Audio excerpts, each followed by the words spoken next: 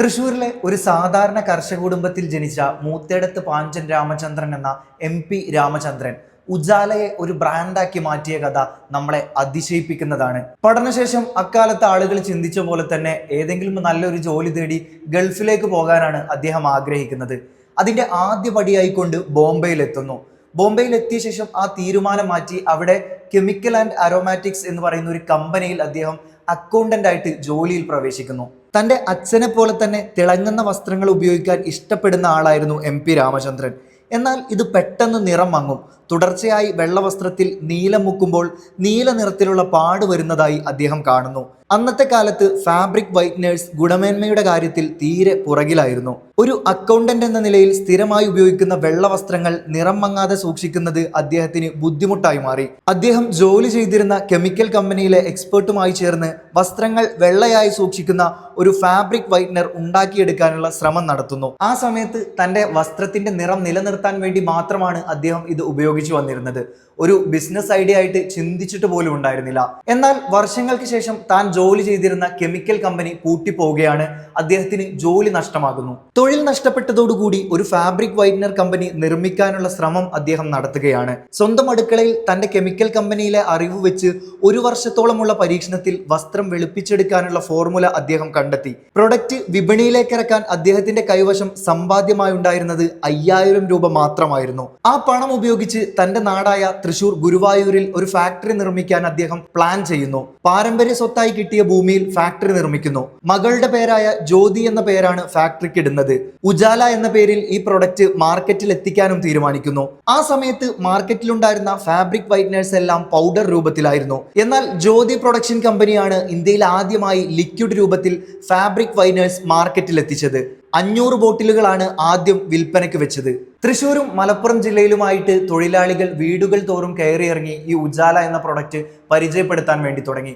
എന്നാൽ കാര്യമായിട്ടുള്ള യാതൊരു നേട്ടവും ഇതിലൂടെ ഉണ്ടാക്കാൻ സാധിച്ചില്ല. കമ്പനി നഷ്ടത്തിലേക്ക് പോകുമെന്ന് MP രാമചന്ദ്രൻ ചിന്തിച്ച് വിഷമിച്ചിരിക്കുന്ന സമയത്താണ് മലപ്പുറത്തെ ഒരു ഡിസ്ട്രിബ്യൂട്ടറിൽ നിന്ന് 1000 ഉജാല ബോട്ടിലുകളുടെ ഒരു ഓർഡർ വരുന്നത്.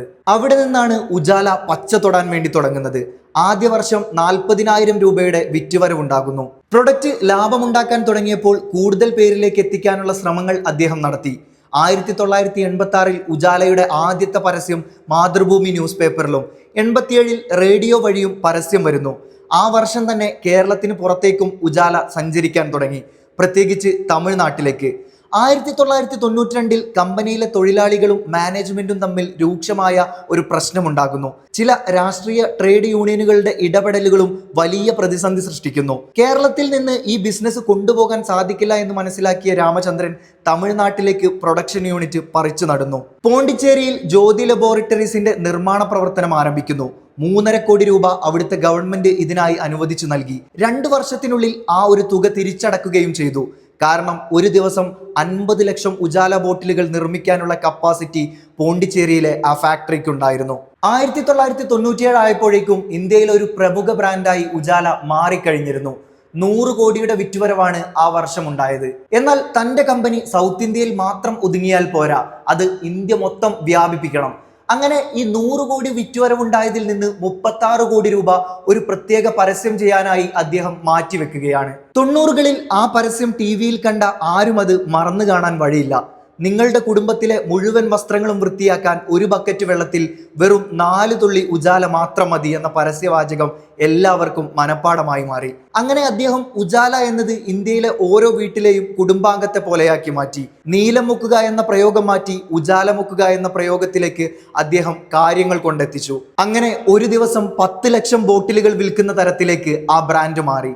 1997 100 കോടി രൂപ വരുമാനം ഉണ്ടായിരുന്ന ഉജാല എന്ന് പറയുന്ന ബ്രാൻഡിന് 2023 ആവുമ്പോഴേക്കും അത് 2400 കോടി രൂപയുടെ വരുമാനമായി മാറി. 40 വർഷങ്ങൾക്കിപ്പുറം ഇന്ത്യയിലെ നമ്പർ 1 ഫാബ്രിക് വൈറ്റ്നർ ബ്രാൻഡായി ഇപ്പോഴും ഉജാല തുടരുകയാണ്. പ്രതിസന്ധികളിൽ തളരാതിരിക്കുകയും കിട്ടുന്ന അവസരം കൃത്യമായി പ്രയോജനപ്പെടുത്തുകയും ചെയ്താൽ ഏതൊരു സാധാരണക്കാരനും തൻ്റെ ബിസിനസ് സാമ്രാജ്യത്ത് ശോഭിക്കാൻ സാധിക്കും, വലിയ സാധ്യതകൾ സൃഷ്ടിക്കാൻ സാധിക്കും. MP രാമചന്ദ്രനും ഉജാലയും അതിൻ്റെ ഉത്തമ ഉദാഹരണമാണ്.